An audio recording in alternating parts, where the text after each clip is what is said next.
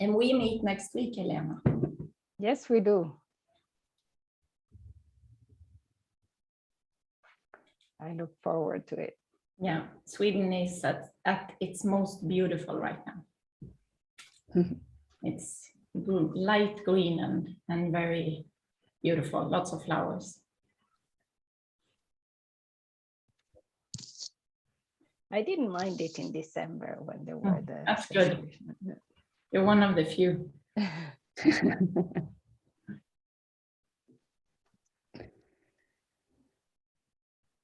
All right, welcome everybody. We'll slowly get going with our next VDEV CEPR BREAD webinar.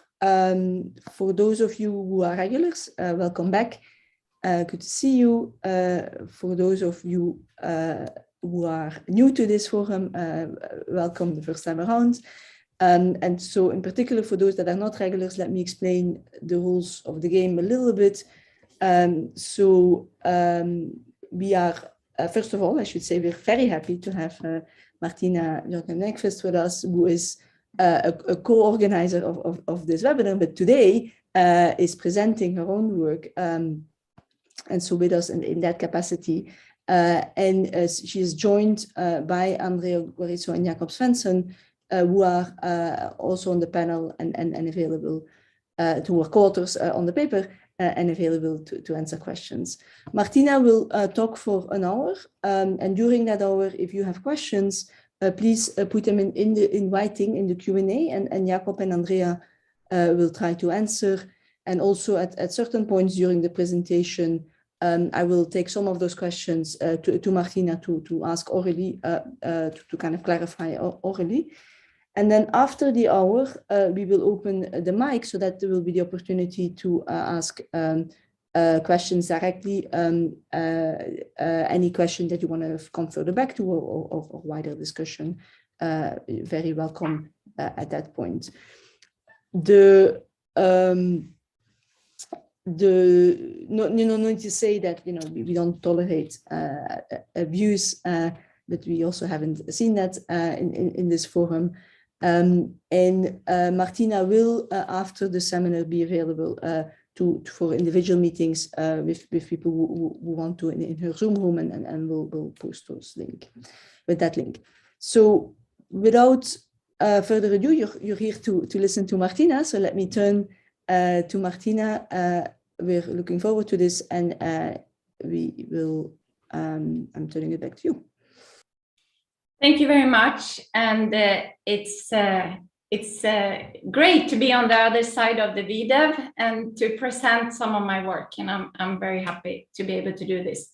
This is, as Karen said, this is joint work with Phyllis Avor at Makerere University, Andrea Guarizo at the University of Milano Bicocca, and Jakob Svensson at IIES Stockholm University. First thing about this project, which is called Community Health Provision at Scale, evidence from a randomized trial in Uganda, is that this is very preliminary, and we have this is the second time we present it.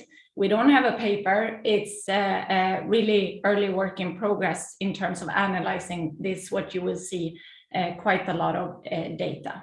So we're very happy for comments, feedback, suggestions, anything. This is the time to help us draft up this project. So I'm going to start off with motivation for the background to this paper. So as most of my research agenda concerns, it relates to child mortality, and we have seen major improvements in under 5 child mortality in recent decades. But we still know that there are way too many kids that are dying from diseases that actually could be treated if the healthcare was there. And community health worker programs have more and more become used to improve primary healthcare and to reduce child mortality in low and middle income countries. And today, or if we refer back to 2018, so today it's even more, we have more than 1.8 million community health workers across 57 countries in the world. And evaluations of proof of principle programs indicate that such well-designed community health worker programs, they can lead to reductions in child mortality. And one of those proof of concept programs is a project by me, Jacob, David, UniGe, Sava, and Andrea. However, and there are others as well, but such kind of proof of principle trials, they're often run in a particular area. They usually have intensive support and supervision and so on, just like when you try out kind of pilot programs. So the big question in this paper, if I should frame this around one question, is can such proof of principle community health worker program retain the effectiveness when it's expanded at scale, when the NGO is operating at scale? And the also very relevant question to this paper is how can the actual program evaluation process bring value to this scaling up? So we all know that there are challenges when using results from pilot studies to draw conclusions about broader policies implemented at scale. So there are market equilibrium effects, there are context dependence, there is site selection bias, and there's piloting bias. So in general, in the field and broadly defined, we are in a learning phase for how to scale up promising social programs. There are quite few attempts to experimentally study whether positive results that we find in pilot studies can carry through once the program is run at a bigger scale. And one of the attempts that we know about, most of us in the field of development economics, is Esther and Abhijit's and other co-authors teaching at the right level trials that they have worked on in a continuous set of papers.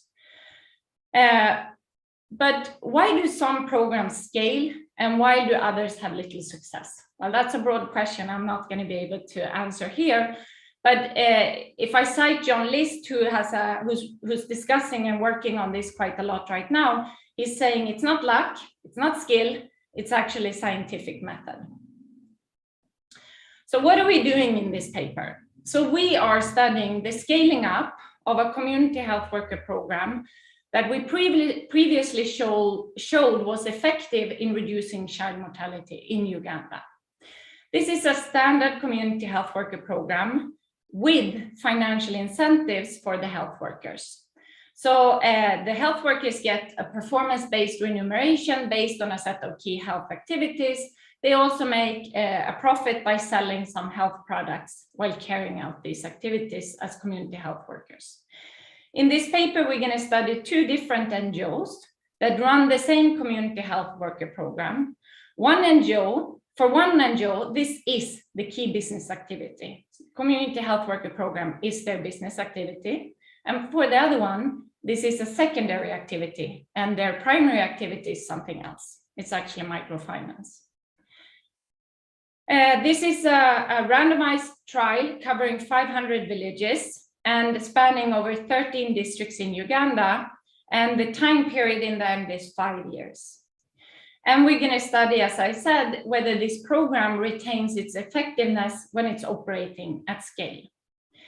And the scale up that we're looking at, or the program evaluation process we're using, is something that we are calling a program adaptation process. So we're going to have a midline review halfway through the original trial. So after 18 months, we did a midline review. This result from the midline review is going to be released to the NGO, and it's going to allow for modification of the program and revisions of the trial protocol. And then we're going to do an endline evaluation 30 months after the midline review. So it's an iterative process and a learning process throughout the evaluation. And the question then is can we find these reductions in child mortality that we saw in the proof of concept study? And this is, to our knowledge, the first study to assess the impact of scaling up a community health worker program. And this paper is also really emphasizing the program adaptation process. So working with the NGO during the evaluation period, transmit information on impact, halfway through the program, allow for adaptation and adjustments over time, also in terms of trial protocols. So a little bit of a preview of the findings is that at the midline review, we found very little community health work activity. So the penetration of the community health workers in the villages were low. We distributed this information plus other information on how the program was running to the NGOs. We allowed for program adaptation and trial adjustments. The NGOs adapted the program with different intensity. And 30 months after the midline review, we did an endline survey. And we found that child health service provision increased and child mortality decreased in the areas where the NGO adapted the program. In the areas where the other NGO took less program adaptation, we find much smaller impact. So this program adaptation process that we used through this scaling up and evaluation period resulted in a program in the end that had an impact by transmitting midline result and leaving it up to the NGO to take actions that were necessary. So the roadmap here is I'm first going to tell you a little bit about the setting and the program. Then I'm going to move on and talk a little bit about study design. And here I'm particularly going to talk a little bit about this importance of the midline review and whether this is something unique or not and so on. And then I'm going to move on and talk about the results. First at midline, what happened and the adaptations that the NGO took. And then the endline results, and then conclude. So this program, or maybe not this program, but community health workers in Uganda in general. So the first community health worker program in Uganda was actually set up by the government in 2001. And these are called the village health teams, and they are still operating in Uganda across the whole country today.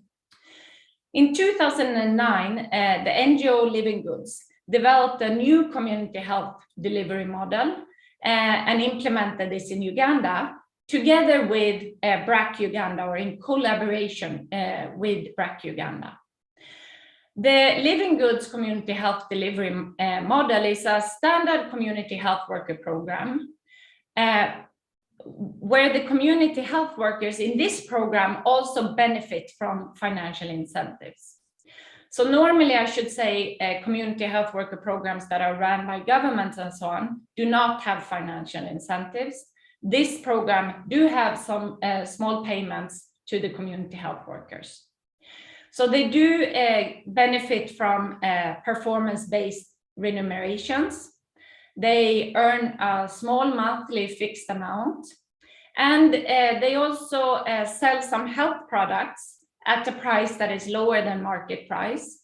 And these health products are purchased from the branch office that Living Goods or BRAC have in the area at a wholesale price that is below the market price. And then they earn, in that way, they earn an income on each product sold.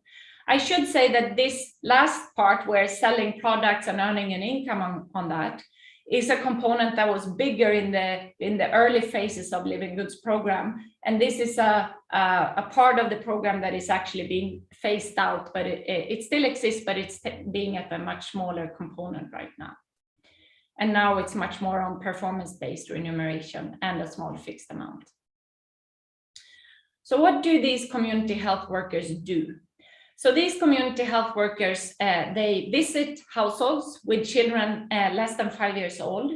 They educate on essential health behaviors, and they do basic medical advising. And also when children are found to be very sick, one important component is that these community health workers are referring the children to the closest public health facility or to the closest hospital. As I said, they sell some preventative and curative health products.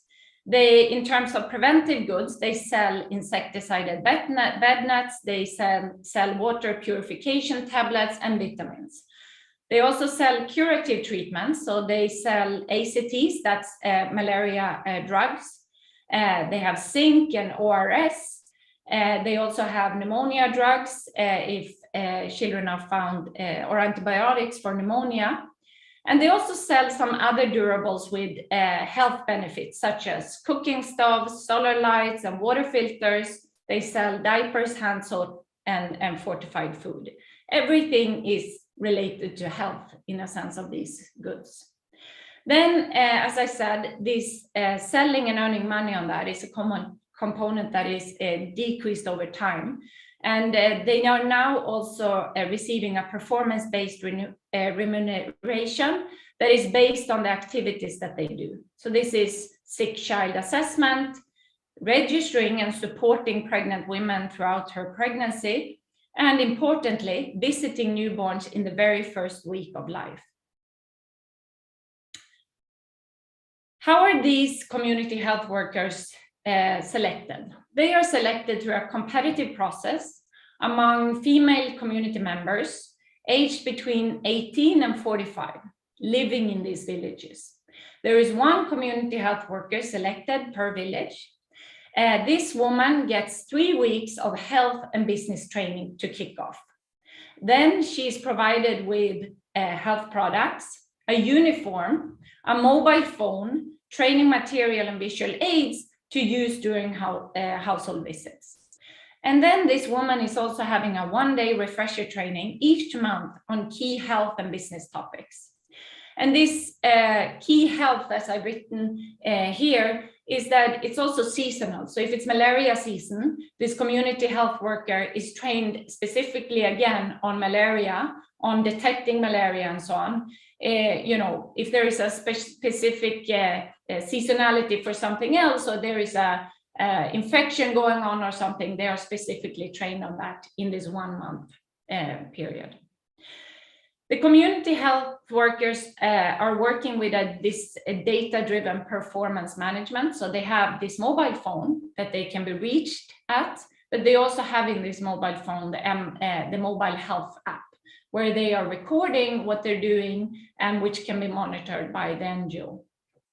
They have in-service training, and they have this supportive supervision throughout their work. As I said, this program is implemented by 2 different NGOs in Uganda. So it's implemented by Living Goods, who is the designer of this program, if one should put it like this. And this program is Living Goods' core activity. It's also implemented by BRAC.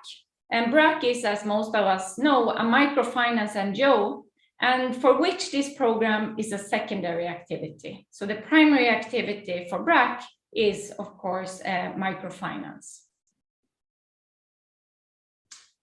And here are some pictures of these Living Goods community health workers from Uganda. So in 2010, we evaluated a pilot study of this program, and we did a proof of concept study. And we found that in this smaller pilot, we find the community health worker program to reduce under 5 mortality rate by 27% in the treatment areas compared to the control arm. We found that about a quarter of the households, that was a random sample in the villages, reported that they had been visited by a community health worker in the last 30 days. And we find increases in maternal, newborn, and child health services, including follow-up visits and referrals. So this was in the pilot or proof of concept study that we did. Since then, this program has been scaled up across Uganda and also in other countries. So in 2016, so 6 years after we did our pilot study, more than 5,500 community health workers were working in Uganda and in Kenya, serving a population of about 4.5 million people. And in 2021, 11,500 community health workers are working in this program. So this is a pretty massively scaled up program by this NGO. And what we're doing here is that we're exploiting this expansion to study the impact of this community health worker program when it's running at scale, and whether these impacts can be sustained when the NGO is scaling up. So I'm going to move on and talk about the study design and sample. So we have a stratified, clustered, randomized controlled trial that are then embedded in the scale-up of the community health worker program in Uganda. We have 500 villages or clusters, and 250 of those are going to be living goods villages, and 250 of them are going to be BRAC villages. And our living goods village means that these are living goods managed community health workers. A BRAC village means that this is a BRAC managed community health worker. We implemented this program in 13 districts across all 4 regions in Uganda. And the initial plan was to have a 3-year long-term evaluation. However, after the midline, we did some trial adjustments, and it ended up being a 5-year study period. We have a random sample of eligible households. We have roughly 25 households per village that we survey at baseline and follow over time. And we try to follow the same household over time. In order to be eligible to be included in the sample, there were some eligibility criteria. And that was that the household had to have children with young children. So children that were young and that were the target by this community health worker program. Or it could be a household that were likely to have children during the evaluation period. And the sample in the end is 12,000 households that then have children below the age of 5 that we follow over this time period.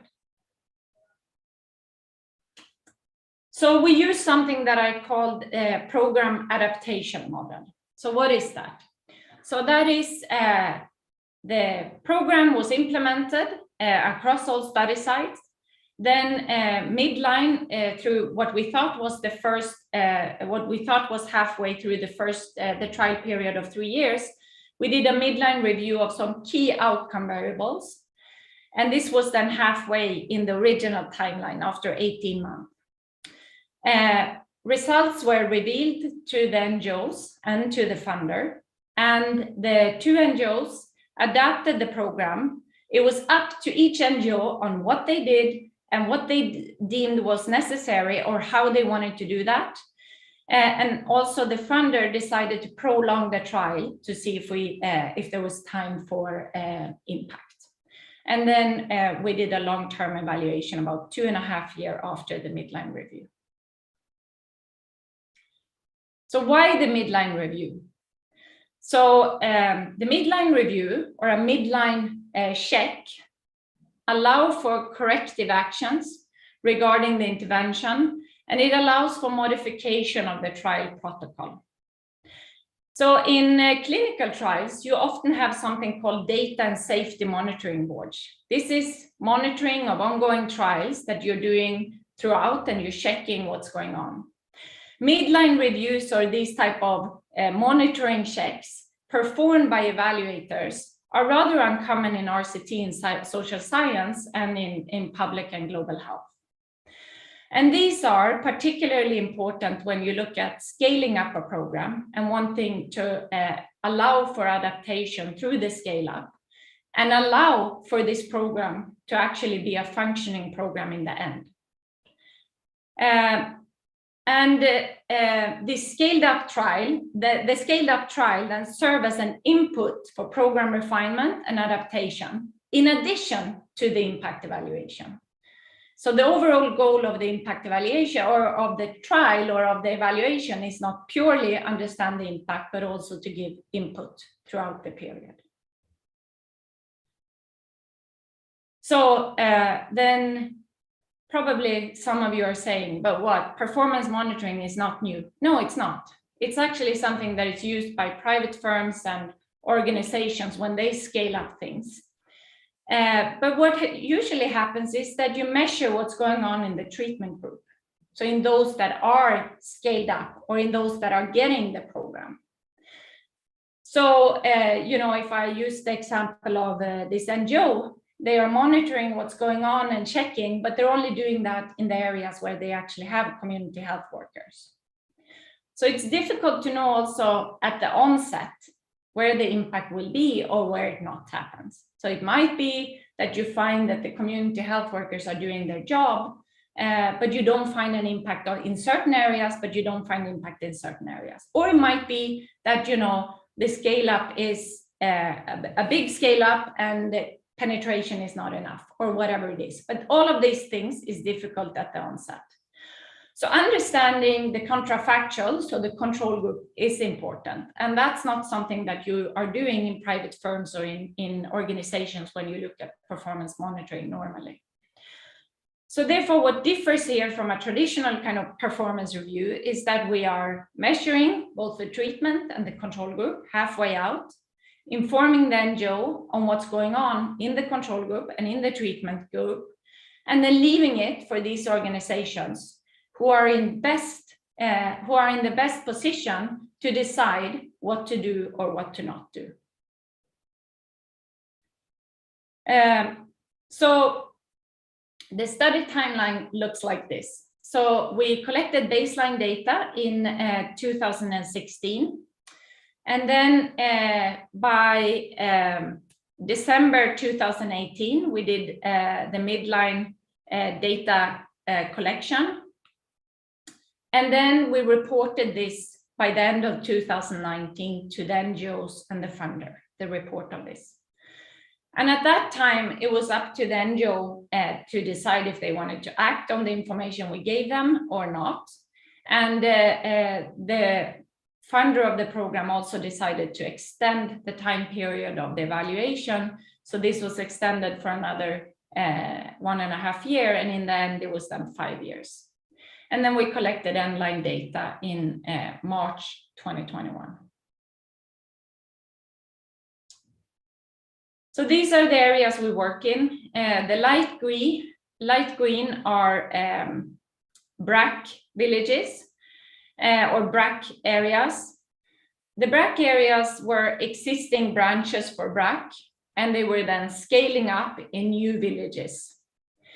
And the dark green are the living goods areas, and they created 4 new branches and a set of new villages that we were working in. So the data we use here is we have 3 surveys. We have a household survey, as I said, of about 12,000 households. And here we collect data on a massive amount of data. We look for health service quantity and quality. We look at child and maternal health seeking behavior, and we look at child mortality, of course. Then we also survey all active community health workers in these villages. They were 1,300 community health workers working in the control and treatment villages at baseline, and we also follow them over time. I'm not gonna show you results from that survey here because that's a different kind of paper by studying what's happening when you introduce a new agent to this market. We also survey all active drug shops and pharmacies in these villages, and there were 700, and we buy drugs from these pharmacies and drug shops. And that's also data I'm not showing you here that is being analyzed right now. Empirical specification is not very difficult. It's a randomized controlled trial. So we have the outcome for individual I living in village B in the catchment area of branch B. And then we have whether you're a treatment village or a control village. And we include branch fixed effects. And we clustered the standard errors at the village level, which is the level where we randomize. And then we also correct for some multiple hypothesis testing, and we do that by using this Kling, Liebman, and Katz average standardized treatment effects for outcomes that are that belong to the same family.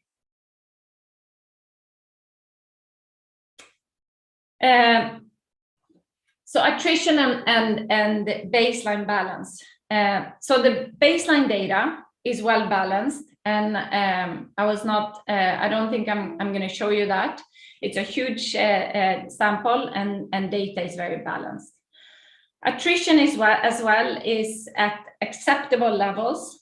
So at Midline, we were able to reach 90% of our baseline sample. At Endline, after 5 years, we reached 81% of our baseline sample, and we don't have any differential attrition between treatment and control group. So this is what it looks like. So what you can see is that we have a baseline sample of 12,600 households. At Midline, we were able to reach 11,378 of those. That's about 90% of them. And then at the Endline sample consists of a replaced household. So we're replacing those that we don't find and the original sample. So in total, we have almost the same sample as we had at baseline, 12,775. But if you look at only finding and tracking them, we were able to track 10,246 households at Endline. So that's attrition of 80%, an attrition of 20% at Endline after 5 years. And no difference between treatment and control areas. Okay, so the results I'm gonna show you are I'm first gonna start talking about the Midline review results. And the objective here, of course, was to assess the program impact 18 months into the trial. Then the NGOs adapted the program, and there were also, as I said, trial adjustments. And then I'm going to show you the long-term results that we have. Martina, before you do that, let me ask a few questions that came up. I was holding off on the adaptations because that raised a couple of questions, but let me ask them now. So there was a question early on by Anna John that was answered in the chat, but I think maybe a bit of explanation would help orally, kind of terms. What was the it's related to how did you decide what information, what results to give them, and then how did they decide what to adapt or what not to adapt, and including could they decide to adapt in certain places, like in certain geographical places and not in others? Was that part of what was going on? Yeah, so I think that's a good question. So what information to provide to them was literally everything we collected. So, we summarized, there were, of course, the primary outcome of the scale up was the same primary outcome as it was for the control, for the pilot project. It was child mortality. But before being able to understand child mortality, you need to have the community health workers there, and they need to be doing what they're supposed to do.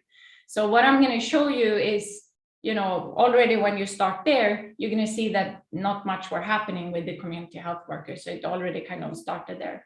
But then after that, we were showing them what they did, how often they visited, what type of services they provided, and so on. So the NGOs were provided with the information that we had collected on community health worker penetration, are they there? And then outcomes of whether they are there and what they're doing. So they got all of that information, and we had discussions and meetings with them. Then the next question is, how do you then, what are they going to do with this information? So here's what we did. So we are not the best ones in informing community health worker programs. We are researchers who are here to evaluate the program and understand. So what they were doing was up to them. And how they did it and where they did it was also up to them. And I'm going to show you actually what they did on some broad categories later on when I've gone through the Midline result. But they did take, the two NGOs did take two different kind of tracks, potentially for very rational reasons. So, one of them, this is the core activity. They really want this program to work. For the other one, this is not the core activity. They are a microfinance institution, and health is maybe not the priority program here. So how they did and what they did was up to them, and not something that we were advising or suggesting on. And where they did it was also up to them. Yes. Yeah. Absolutely. So that may mean non-standardized protocols. Yeah. Yeah, and then in terms of a different question was earlier from Alessandro Tarozzi on the, I should have asked this earlier, but I was holding off, the on the selection of the villages. So you have those 500 villages. Are they a random sample from a long list of locations where expansion was already planned to take place, or were they selected for the RCT based on specific criteria? Oh, that's a very good question. I actually think this was on the list of where they were planning to expand. So for example, the BRAC ones, they were already in these branch offices and they were just expanding to new villages that they hadn't expanded to. And living goods are, as I showed you, this program is expanding broadly. And these were areas where they hadn't expanded yet, but were planning to expand. Okay. And then back to the adaptive trial. So Iliana actually had a question on, can you say a word about how what you do relates to the adaptive trial literature? I think, you know, what we do related to the adaptive trial literature, I'm not sure I can, you know, expand on that. Maybe I should read in more on it. I think that, you know, one thing that we are doing, as I said, that is I think what is a bit unique in this context is that we are using this trial, which is, you know, understanding, does this program work when you scale it up, which is a big question. But instead of just doing a program evaluation, which is usually what we do a baseline and we do an end line. We we collaborate with the NGO and with the funder, because in this case, the funder also had to agree to extend the trial, more costly. In terms of trying to make this program work. Had we just done a mid and baseline and an end line, you will see this program would probably not have worked. Through this process, these money were used to understand and give a chance for this program to work. So I haven't read on what other similar kind of scale-ups that are done in this way. So I think that's what we are contributing with as a first attempt to try to see how we can use RCTs as a scale-up process and not just to understand, did the scale-up work, but can we also use the actual evaluation as a method for making programs work in the scale-up. But here, we would really appreciate, you know, give us feedback if we're missing something or if others have done this or if there's literature we should read in here. And maybe Karen, you have advice and suggestion here as well. Great, I'll let you continue. Maybe we can come back to the discussion. Yes. So let me start then with the midline review. So 18 months into this program, we went to all of these 12,000 households and we surveyed them on a set of key outcomes. One of the biggest key outcomes were, of course, whether these community health workers are in these villages and doing the work they should. So you're gonna, in all of the tables you're gonna see, they're gonna look a little bit like this. So you're gonna see a living goods a set of columns, and you're gonna see a BRAC set of columns. Okay, what does that mean? That means that in the living goods, these are the living goods villages, and in the BRAC, it's the BRAC villages. They both have their own control groups in the same areas. So in the living good areas, we are asking a question on whether they have met any health worker. And remember, we are asking if the child has met any health worker in the last 30 days. And here we see that there is no statistically significant difference between the treatment and the control, neither in the living goods areas or in the BRAC one. And about 30% of the kids have had any contact with any type of health personnel. And then we're asking if they have met a BRAC or a living good community health worker in the last 30 days. And here I should say we actually show the logo as well so that they know. So we show the logo of the community health promoter, the t-shirt that she has, so that they can actually see, did I meet such woman? And here, after 18 months, in the living good sample, 8% of the households report 8 percentage points of the households report that they have met a living good community health worker, and it's about 6% in the BRAC villages. And this difference is then statistically significant because there are none in the control. But this type of penetration was not what Living Goods was happy with, and not what the funder is happy with, and not what we were expecting. This is very low penetration of a community health worker. So the midline results were not according to expectations of having a penetration of about 6-7 percentage points difference. And I'm not going to show you much more of the midline results, because I think you understand that if very few are meeting these community health workers, very little can happen as well.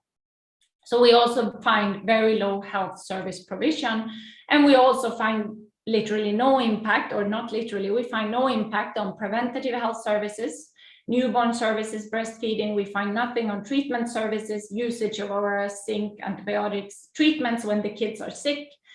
And of course, we don't find anything on child mortality as well after 18 months.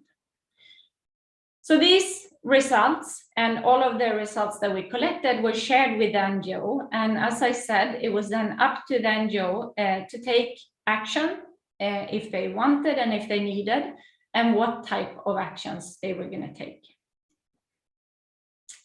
So what happened was that the NGOs decided to adopt the program, as I said, and the trial was extended to this phase B. So the funder decided to prolong, to allow for, to see if there could be an impact throughout the process. So this highlights a process of program adaptation that is pushed for in the economics literature as the way for scaling up programs successfully. So we have an iterative process where we designed and experimented, which we call kind of phase A. And then we have this phase B, where we are redesigning and experimenting again, if you think about it. And as I said, to our knowledge, there are a few examples of working with this as you scale up pilot programs. One of them that has worked on this program adaptation and iteration process, that is a famous one, is the Teaching at the Right Level Platan program. But the difference from ours as well here is that that's done in different districts every time. Here we're keeping kind of the NGO the same, that's true, and we're keeping the country the same as well. So the implication here is, of course, that we are adding this phase B, so we're giving more time. If you now look at the full trial period, we are not powered to detect a reasonable reduction in child mortality, given that we find a null result at midline. However, if we look at this extended phase B, so we now extended the program, and this is ex ante, has a similar power when we look at child mortality as the original design, which was 36 months, and this has 30 design. And it also has, when we look at Living Goods and BRAC sub-trials, it also has the same ex ante similar power in child mortality as we had in the proof of concept RCT. So what did these NGOs do, as you were asking, Karen? So this is aggregated up what they did. So Living Goods decided, after we had shown the result, that they decreased the price on all essential drugs. And then the pandemic hit in the beginning of 2020, and then all medicines were free, actually. And when I say all medicines, it's ACT, ORC, and antibiotic. BRAC, at the end of 2019, when we revealed the midline review, did not change the prices on essential drugs. And from October 2020, when they were later here, they also decided to give drugs for free, but that was mostly caused then by the COVID pandemic. Living Goods increased compensation for the community health workers by quite a lot. So the community health workers were now receiving a payment of about $16 to $20 per month. while BRAC had a small adjustment in compensation, and their community health workers are receiving about $8 per month. In terms of supervision, Living Goods had a functioning digital tool, the mHealth app, where the community health worker report what they do, and where Living Goods can track what they do and do efficient supervisioning, was working all the way throughout, and they were using it. They strengthened this data-driven supportive supervision after the midline review. BRAC had a delay in getting their mHealth app to work, and it was not until the end of 2020 that this mHealth app actually worked. They did not change anything related to supervision in respect to the midline review results. And then both of them increased targets for child treatment services. So they were increasing the targets for the community health workers. They should reach more kids. In the first week of born, they should check more kids and so on. So these KPIs that they're using and that they are monitoring the community health workers on were increased both for Living Goods and for BRAC. But if you summarize, the big difference is that Living Goods decreased prices in drugs, they increased compensation, so this fixed payment, and they also increased supervision and had a better way of monitoring their community health workers through the mHealth app than BRAC.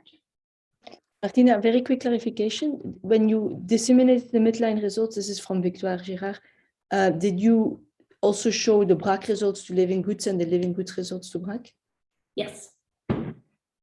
And they were actually in joint meetings as well. So there's nothing like just showing to one or the other. This is a joint community health worker program implemented by two NGOs, funded by the same funder, evaluated at the same time. So there was no hiding or seeking or between that, no. So everyone got the same information. Okay, so the end line results then 30 months after the midline review. So at the end line then, so this was the end line survey started in March 2021. We find big increases in penetration of the community health workers. So what you see is that, and the big changes that we find are in the Living Goods areas. So first of all, this is the first measure in column 1 is almost the same as we had at the midline review. So about 30% of the households, 30 percentage points of the households report that they have met or seen a health worker when their child has been sick in the last 30 months. And when we ask whether they have seen a Living Good community health worker, you remember this was about 8 percentage points at midline. This has now in the Living Goods areas increased to 35 percentage points. And this is also actually a bigger impact than what we had in our pilot study, where we had about 25 percentage points. In the BRAC area, it's still statistically significant compared to the control group because there are community health workers in those areas. But what you see is that the impact is much smaller than it was for Living Goods, who took a much bigger action on the midline result as well. So an increase of 8.8 percentage points that report that they have met. Sorry for this table, but we have lots of data.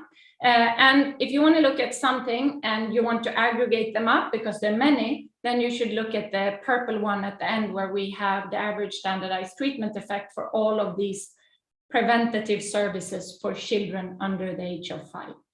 So we look at complementary feeding, whether they treat the water, newborn management, whether they had a clean delivery, that means whether they use these birth kits and so on, whether they have used anti-malaria prevention during pregnancy, whether they are using exclusive breastfeeding, and whether they have insecticide-treated bed nets. Here we find that Living Goods are improving on all of these preventative services for children under 5. It's significant for a set of them, but also some of them, like exclusive breastfeeding, is almost 100%, so that's difficult to change. But if you aggregate these up to an average standardized treatment effect and look at the family of preventative services for children under 5, what you see here is that it improved by 0.17 standard deviations for the living good areas, and it's statistically significant at the 1% level. And in the BRAC area, it also increased, but only by a small amount of 0.5 standard deviations. And then looking at other types of services. So this is treatment services when children were sick. So this is then asking if they used ORS zinc when children were sick with diarrhea, whether they used antibiotic when the sick was sick with pneumonia, and whether they treated the children with malaria drugs when they were sick with malaria. Similarly here, on ORS and zinc, you see a big increase in the living goods areas. You see a small increase in the BRAC as well. It's almost 4 percentage points increase, while in the living goods, it's 18 percentage points. And antibiotic increase in living goods area, it's not statistically significant in the BRAC. And for ACTs, it increased in both living good and BRAC, but here you should also look at the control mean. So a lot of the control households are also actually treating their children with ACT, which is great news that almost 90% are giving their kids malaria drugs when they're sick. If you aggregate these up to an average standardized treatment effect for these treatment services when kids are sick, you see that in these kind of treatment services, so giving kids drugs when they're sick, both living goods and BRAC are improving by about 0.7 and 0.8 standard deviations. And here comes another massive table. Again, we are aggregating everything in the last column, but it's interesting to see each of the individual ones as well. So this is the community health workers' impact on child and maternal health services. So this is whether the children were followed up when they were sick with malaria. Did you have a revisit? This is something that the community health worker were trained to do. If you detect a child who has malaria, you should follow up that afterwards. And what you see here is that living goods health workers in the living goods areas were very effective. So 32 percentage point increase in following up kids who were sick with malaria. They were also more likely to refer them to a health facility. The same for malaria, a big difference between living good and BRAC, and a big improvement in living goods on following up sick kids, both when it comes to diarrhea, malaria, and pneumonia. While in the BRAC area, this was smaller, but maybe not, unexpected, given that we found the community health worker penetration was much lower as well. And then we look at whether they were visited, mothers were visited by a health worker when she was for antenatal care, and whether they were advised to deliver at the health facility, and nutritional practices. And again, here we find quite a large impact on the living goods community health workers, less so on the BRAC. And if you aggregate them up, you see when you look at these maternal and child services that the living goods were improving by 0.2 standard deviations, and the BRAC ones by 0.06. So then what about child mortality? So when we look at child mortality for the full trial period, that's the 5 years, this is including the midline review when we had a null impact. We don't find any impact on child mortality at all. This, and we can't, for the full trial period from baseline to end line, actually reject the null hypothesis of no reduction in mortality as a result of this program. This should not come as a surprise, given that we did find at midline literally a null impact as well. However, these results do not rule out that the modifications and the refinements that the NGOs did had an impact on mortality. And therefore, the next table and the next result I'm going to show you is what happened from when we shared the midline review result until the end line. So this phase B that I talked about. So did this last period, when they had a chance to refine and redo and adopt, have an impact or not? And here we do find that child mortality decreased. So after we had shared the result, which was December 2018 until the end-line data collection March 2021, so a period of about 2.5 years, 30 months. What happened was that in the living goods areas where we have seen higher community health worker penetration, they are out there. They are, children are receiving better treatment. Children are also receiving better preventative care on those measures. We also do find that child mortality decrease. So when we look at, you see two panels here. In the first panel, it's all children, and in the second panel, it's fully exposed children. All children are all children, whether these kids were only exposed for a period of time or whether they were exposed for all of the time. So what I mean by if they were exposed only for a period of time is if you were 4-year-old at the end, at the beginning of this period, you're only counted for the last year because it's under 5. In the fully exposed, this includes everyone who was born during this period. So literally it says number under 5 mortality, but literally it's actually under 30 months mortality rates in this last one, because you can maximum be 30 months. And what you find if we look at if we include all kids that lived in this period and died, we find that the number of under 5 death is decreased by 18%. And independently on what type of measure you look at, if you look at the exposure or if you look at the number of deaths per 1,000 births. Infant mortality rate decreased by 27% in the living goods areas, and neonatal death decreased by 20%, but it's not significant. But here we also have a few numbers. And when you look at fully exposed, the numbers are literally the same. So a decrease in under 5 mortality of about 28%. And the infant death is about 26% decrease, and statistically significant. And this was impacts that were found in the living good areas where the program was heavily adopted, and where we also find a more effective impact after the second phase. Last couple of minutes to conclude, and then I'm going to open up for questions. So, as I said in the beginning, community health worker programs are widely used, and we know that in some of these programs seems to work when they have been tried out in kind of pilot programs.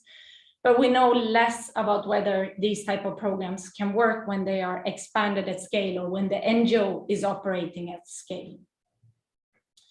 Here, what we did was that we provided evidence of a scaled up community health worker program, previously shown to be highly effective in reducing child mortality in a pilot study that was implemented in the same country when the NGO was operating at a much lower scale. We use a program adaptation process to allow for the intervention to adopt and for trial modifications along the way. We find, as I've shown you, when we did our first kind of performance review, very low activity and penetration after 18 months. We reported this back to the NGOs and to the funder. The 2 NGOs adapted the program, but with different intensity and with different effect. As I said again, for maybe rational reasons. 2 years after the midline review, we find that community health worker penetration has increased. There is improvement in child health service provision, and child mortality decreased, particularly so in the areas where the NGO adopted the program and improved it. We find very small impact on health service provision and no impact on child mortality in the areas where the NGO undertook little program adaptation. And this different impact of the 2 NGOs might be a very rational choice, as I said. One of them, this is their program, and the other one has another primary business. So this paper tries to provide evidence on the importance of looking at the program adaptation process when scaling up, allowing for adjustments, adaptations, and modifications along the way. Performance monitoring is not new, but mostly it's studied only in the treatment group. So a complete picture needs to also understand what's happening in the control group or understanding the counterfactual.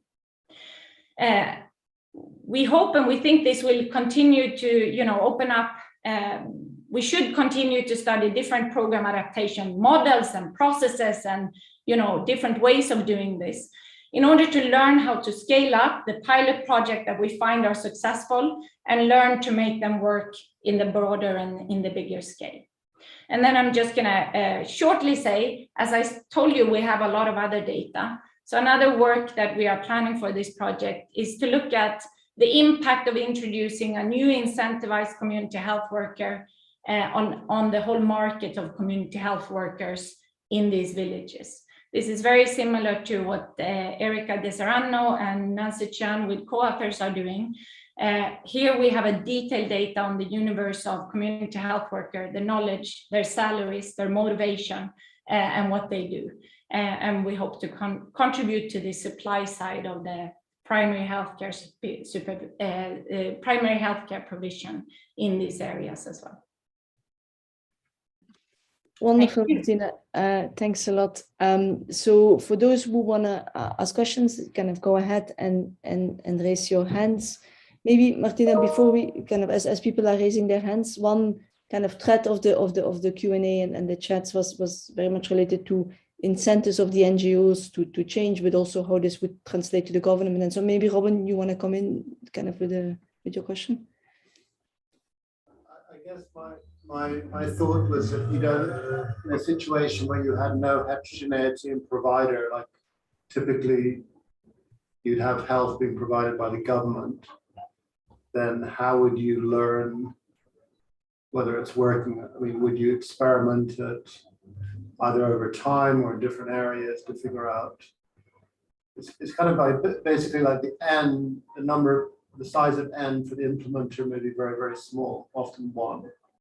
So then how does that implementer learn as they go through the process of rolling out the program? Because your comparison is really between two implementers, whereas typically that even that doesn't exist.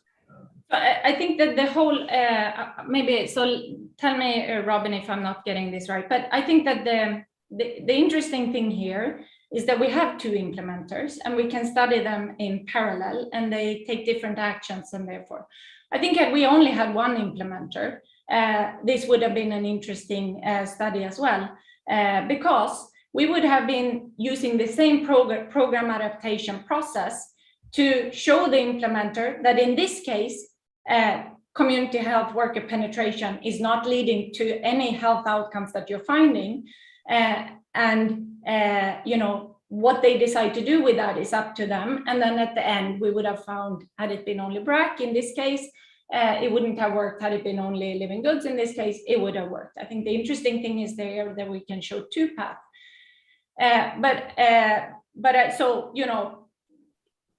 If this was an NGO or if this was someone else, I think you can use the same program and the same process. But I think the key thing here is to use these RCT evaluations that we're good at and that we do, but use those to, nudge in along the way to make these programs work that we have found to work at the pilot, and not just to conclude it doesn't work. Yeah. But actually to use the process and the money we use to do this to maybe help, if it can work, help it work, or at least let the NGO get a chance to figure out how to make it work. So I think just quickly following on that, I mean, that's like saying that as you roll out, you check.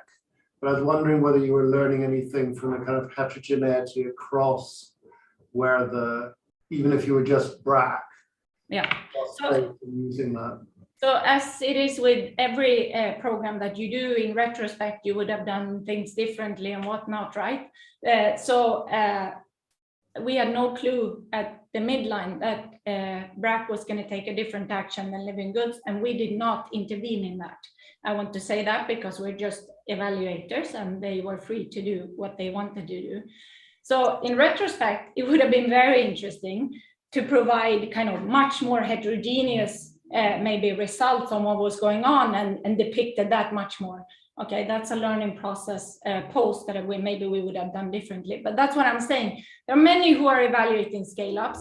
There's lots of learning process here for how do we do this best. And I think had we done another scale-up now, maybe we would have provided much more heterogeneous results as well. Great, thanks, Martina. Annette, up to you. Yeah, hi, super interesting talk. Thank you very much. So on your preview of results slide, you had this bullet point that you found impacts where the NGO adapted and no impacts where the NGO didn't adapt. And that led me to wonder how the NGO selected. So that's where that question came from, how the NGO selected where to adapt and whether there was a particular village selection process involved. Having seen the talk, I'm wondering, did you mostly mean just the fact that the two NGOs reacted very differently? Or if not, did you additionally see that a given NGO was picky and where to adapt, which again would imply that what you see is not actually a full scale-up result, but it's a result of the NGO choosing the areas that have the highest promise, or where their policies mostly uniform across the areas. Yeah, so thanks, Annette, for this. So I think, you know, there are two things. So one is that the first thing should be there was little results. So in the BRAC ones, there were some results as well. They're much smaller than the living goods. BRAC also did some changes, but the living goods did bigger ones. One thing, as I said, this is very preliminary. We don't have a paper yet. One thing that remains is to study, and that we will dig deeper into, is what you just said in the heterogeneity of the areas and so on. And this is somewhere where we're moving, and we'll study much more as well. And I don't have a clear result here. We literally wrote up the endline report by end of March. So this is end of April. We're still doing an addendum to the midline report, endline report. So this is a very good suggestion, yes. And we will study this as well. Thank you. Great. Duncan, you want to come in? Oh, Karen, thank you so much. Martina, what a fantastic talk. That was spectacular. I thoroughly enjoyed it. My question is really separate from your paper, if I can ask it. And that is that, if I understand it, since BRAC's purpose is primarily related to provision of microfinance, and they have a long history of doing what they do, I wonder if it's worth looking at, and whether you can look at, the effects of this program on the health of women, both the pregnant and women who have children. And I think you see some quite big effects for the BRAC communities in some of the data you show, and that's very interesting. And given the low penetration, it's really quite big effects.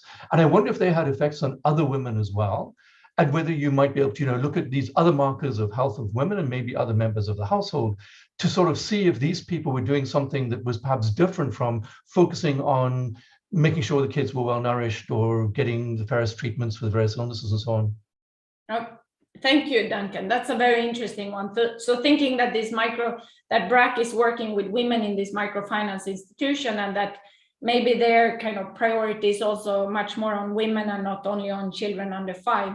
I think that's a very interesting thing. We have a lot of data. So yes, we will, I'm going to take that comment with me. As I said, we haven't done all the analysis, but we're going to bring this with us and look at this. Thank you. Very good comment. Great. And then Ileana, go ahead. Yes, thank you. Yeah, I also really enjoyed the talk, and it's a super important topic. There's one thing I was unclear about in my mind, which is at the moment with this comparison, you're picking up the fact that they reacted, so they implemented different corrective measures. You're also picking up different motivation, right? So there's a reason why one NGO chose to act, the other is not. So all sorts of unobservables between the two NGOs. So if one were to think of a design where you try to get exogeneity in these reactions, would it, and this is more for future work than for this paper, but would it be feasible to have variation within the NGO in the branches to which you reveal the information? So basically not telling everybody what the midline results have been, but choosing randomly some locations. Or you think because eventually it's the headquarters that are deciding this design could never be implemented. So is there enough decentralization that you could think of a next step as randomizing the possibility to adapt instead of having this endogenous choice. Yes, I think that's a great comment, and this is a little bit hinging to what Robin was saying as well, like trying to understand more heterogeneous, giving different information and so on. And I think this is, we're not the only ones studying scale-ups. I think everyone should just jump on and try these things, because the more we learn, the better it is. I think in this type of project, it's what was happening and what will happen is decided centrally. So the branch offices are not really empowered to decide what they should do individually. And maybe that's something one could have experimented with had one asked them to do it. But it's also, I'm now telling you, this is a scale up. This is an important program for these NGOs. They want it to work. So trying to understand the best way might not have been appreciated. I think what they wanted was everything to work, which I think is, the right feeling from the NGO side. But definitely, yes, in the future, I think studying more of these heterogeneous ways of understanding the process or the adaptation process is something that is important. What and how. Martina, we also have another question of Victor Girard. Your mic is open, I believe. Yes, thank you so much for this presentation, super interesting paper. I was wondering a bit, following up on the last question. I guess you shared the result also of the follow-up study with both NGO and how they reacted to that, and whether there could be a follow-up to the follow-up. That would be kind of a way to make a bit more acceptable the information sharing if things work. Yeah, so we have shared the result with the NGO. We have submitted the online report. They have sent back lots of follow-up questions that they want to understand much more, and we are now working on those follow-up questions. So this is an iterative process. I definitely like your idea of a follow-up of the scale-up, and yeah, who knows? Maybe the funder will be happy to do that. Also, because I think, as Duncan said, that there is lots of other things to maybe try to understand. Now that we know that BRAC did not work as well, but Living Goods did, there are maybe much more interesting kind of organizational topics to try to understand as well in if we would be able to study this longer term. Great. And then I think Nathan Basola had a question, although his hand went down. Nathan, you still want to ask your question? Nathan, sorry. He changed his mind, I think. Martina, there was a few other questions early on that relate to a broader question, I think. So do you have a sense of, so there's a couple of ways that when you scale these interventions that there could be certain perverse effects, I guess, in terms of, people selling stuff that they shouldn't sell because they can earn money with it, etc. And so do you have a sense of and you may worry more about that with scaling when there is less control. So is there a sense of that this is part of the story, or you're pretty comfortable that those things don't happen? So what I should say is that the first thing is that, as I said, like this, Living Goods, when they started this program and when they designed it in 2009, 2010, this component of selling was a big component. This is something that Living Goods has worked on, and they really understand that's not, a sustainable model if you want to scale this up broadly to have all these products sold and different prices and so on.